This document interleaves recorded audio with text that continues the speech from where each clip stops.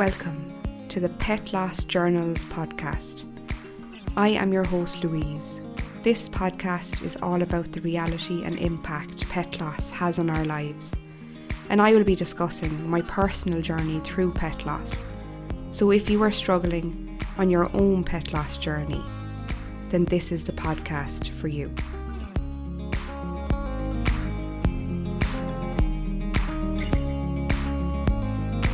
Welcome to episode 33, and I'm so glad to be with you again this week.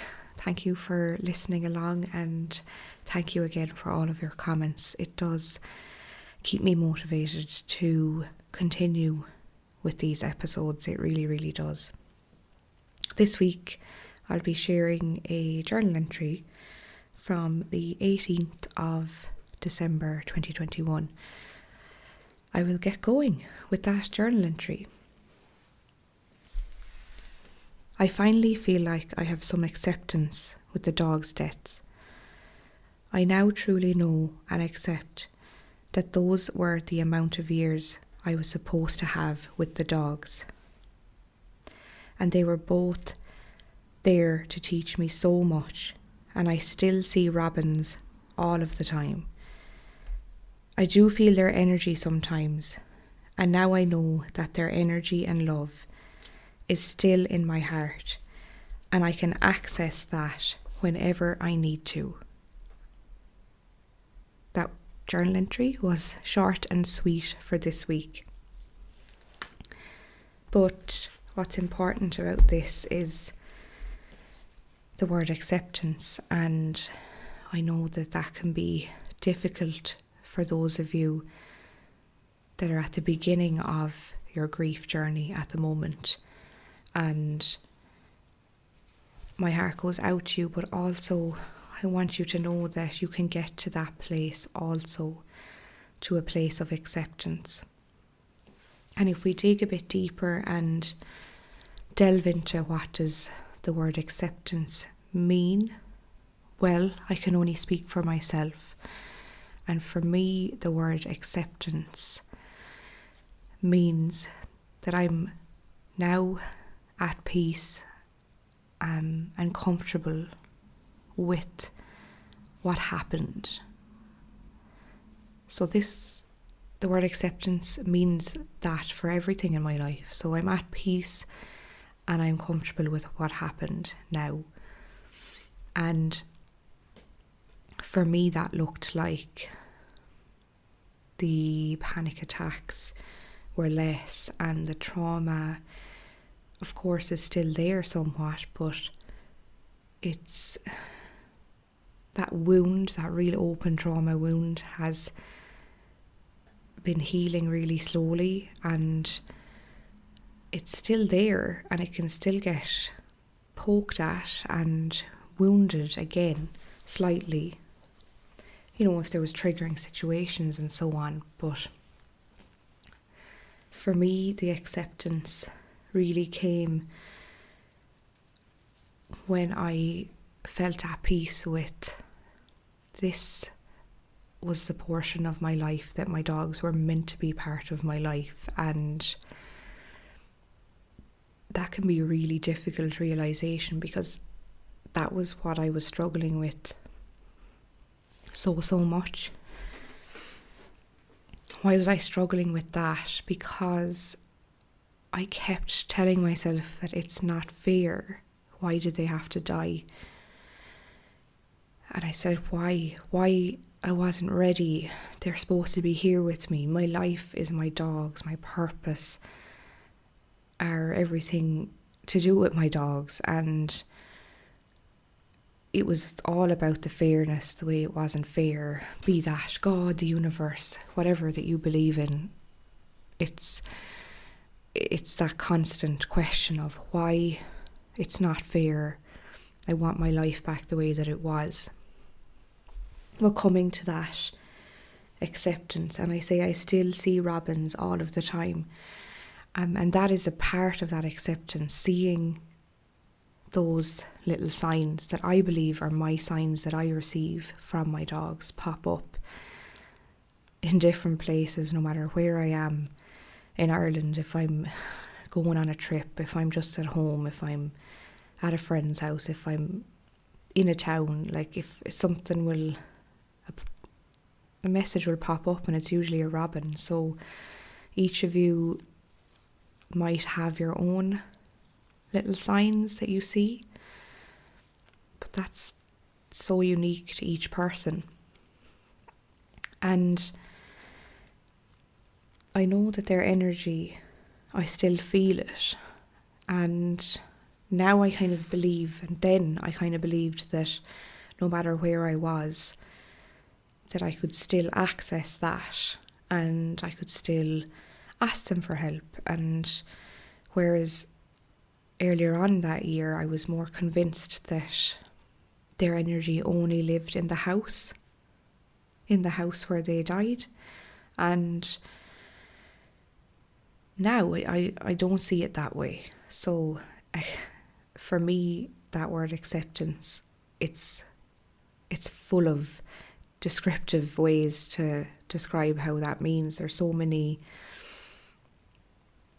kind of ways to kind of go into that and to describe what it really feels like to feel that sense of acceptance. The love still is in my heart, and I can access it whenever I need to. And I've said that on lots and lots of episodes, and I hope that kind of resonates, because it resonates for me,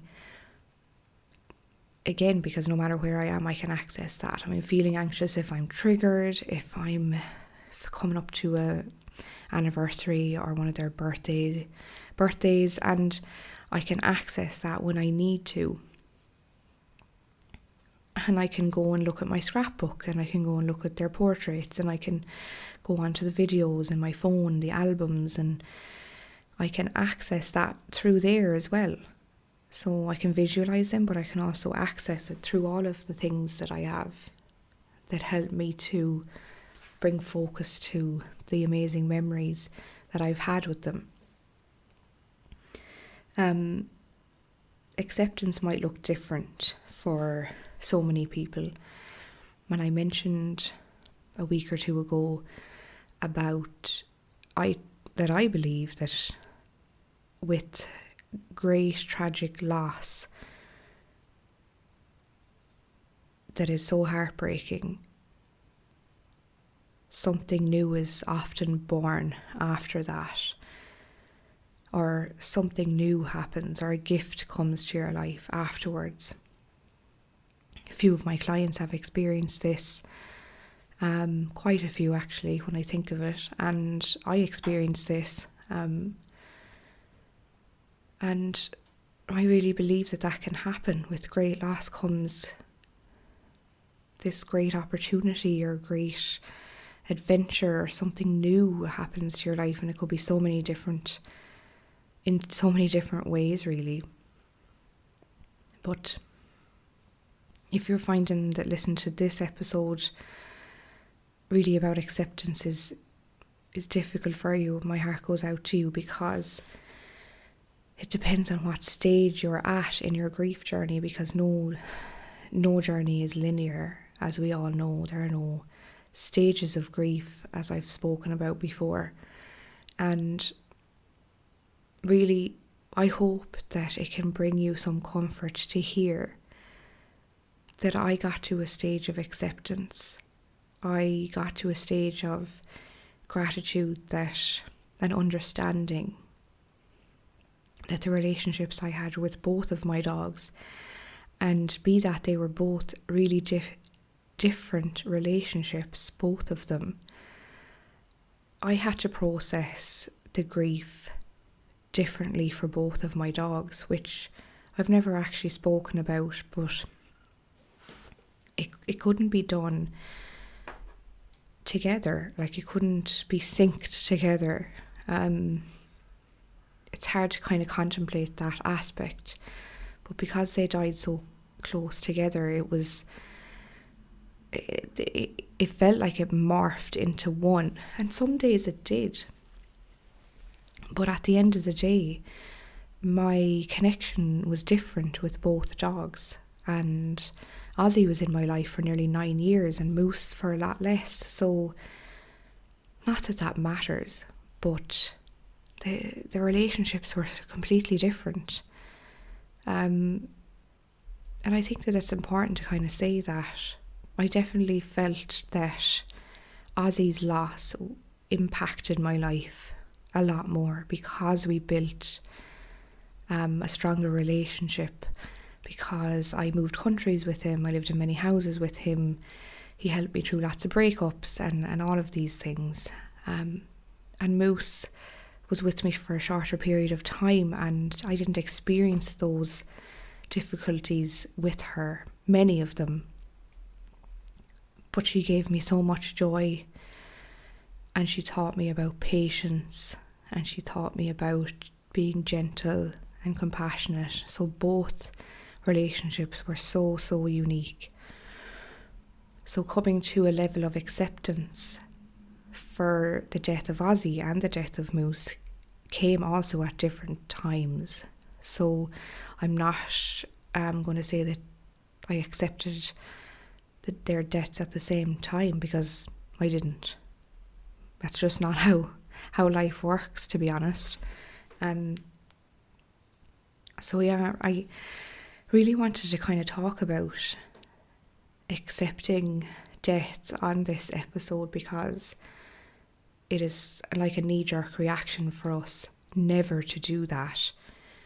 And also we're taught by family, society, generations to live with our grief, live with our loss, and that there's no way that people can accept death and tragic loss, that there's no way people can actually accept that. They just learn to live with it.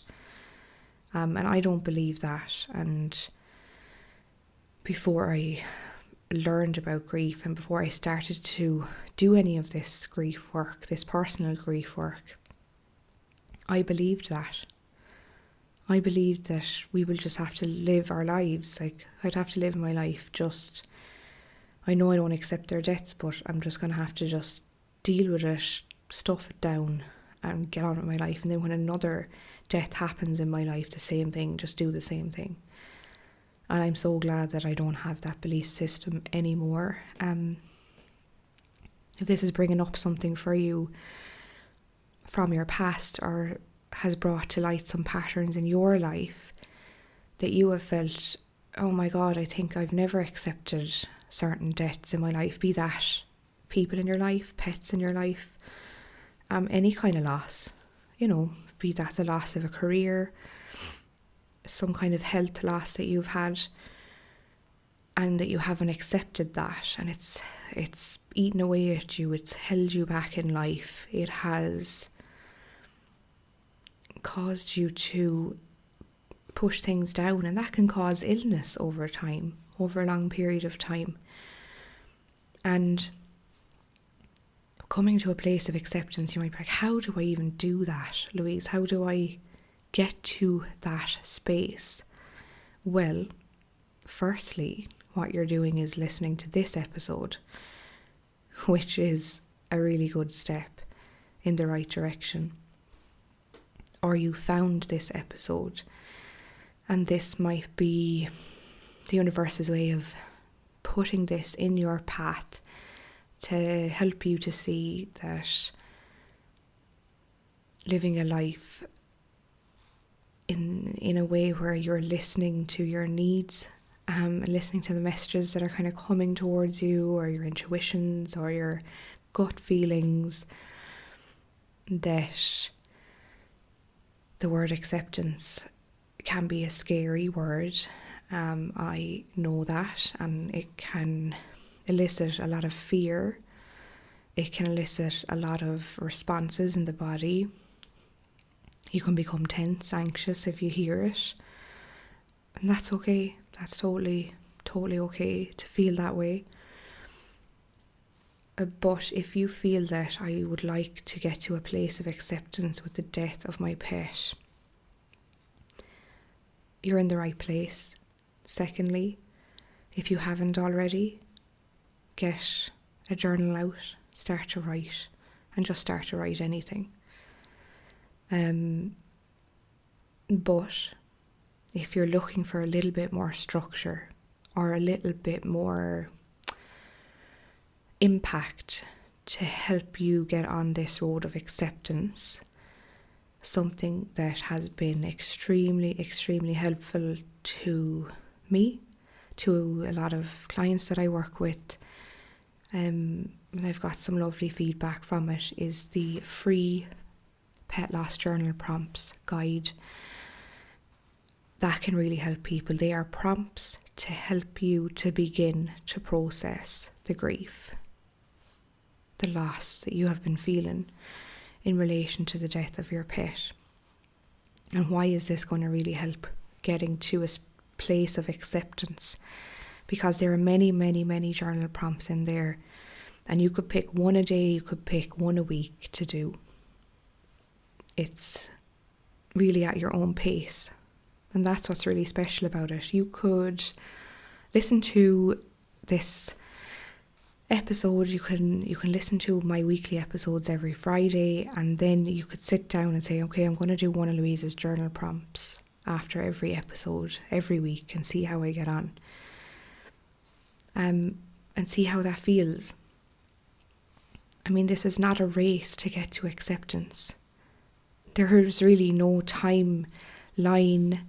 There is really no set amount of months, years. I'm not saying that. Just because I have written this on the 18th of December 2021 does not mean that it is going to take you a certain amount of time to get to a place of acceptance when it comes to the death of your pet. I just want to make that really clear, because everybody's experience is unique and individual to themselves. But that could be something that you could do to get you started on it.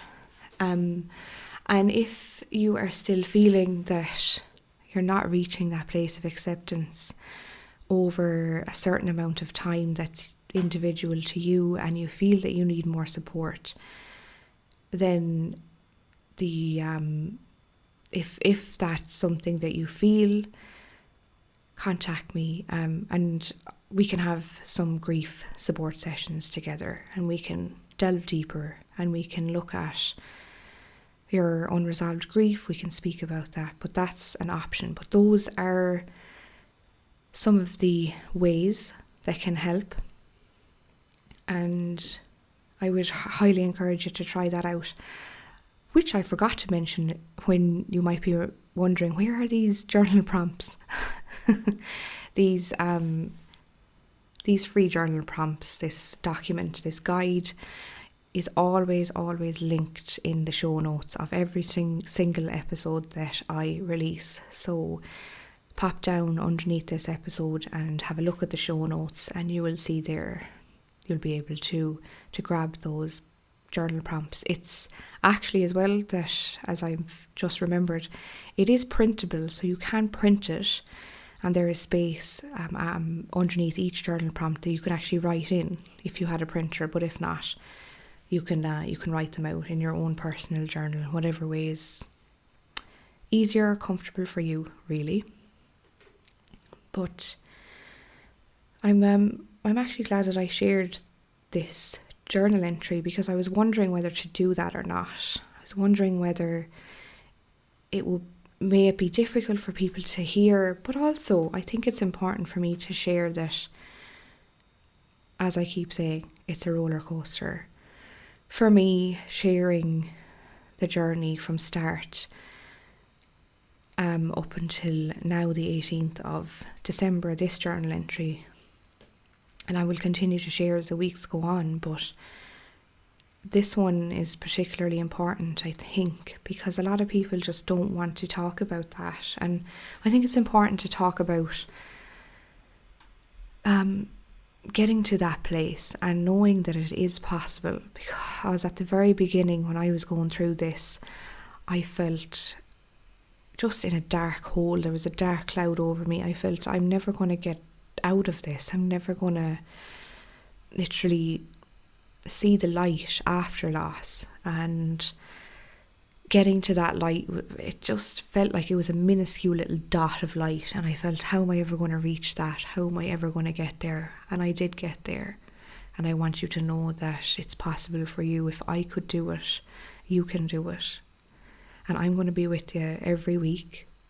So Friday mornings, pop this podcast on, and I'm going to be with you along the way. And I share lots of support over on my Instagram page as well. That's linked in the show notes, so that if you're wondering what to do in between the weekly episodes, have a look over there, and I'll be on stories speaking about certain things and giving tips and advice as well. So I hope that helps this week. Also, one thing that I forgot to mention was, often this is probably one of the most common things that people say to me when I'm working with them in session, when I'm doing pet loss grief support sessions with them, or doing the 6-week grief recovery program with them, is that the guilt that they feel after putting their pet to sleep. It is a huge, huge, huge thing that I feel that I need to highlight. I did do an episode earlier on about guilt, and the guilt that people feel when they put their pets to sleep. Euthanasia is a subject that is so incredibly difficult to speak about, and the guilt associated with that is prevalent in nearly everybody that I speak with. And I think that doing a more in-depth episode on guilt was needed, definitely.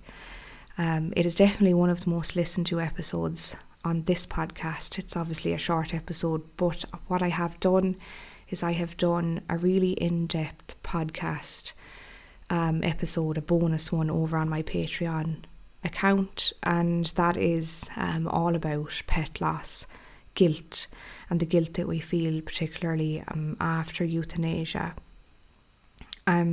So I go into in-depth kind of tips and advice and how to deal with that over there on Patreon.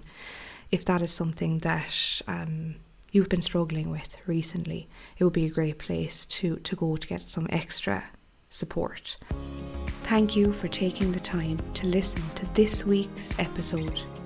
Remember, your pet loss grief is real, and it is so valid. Please be gentle on yourself. Until next time, take care.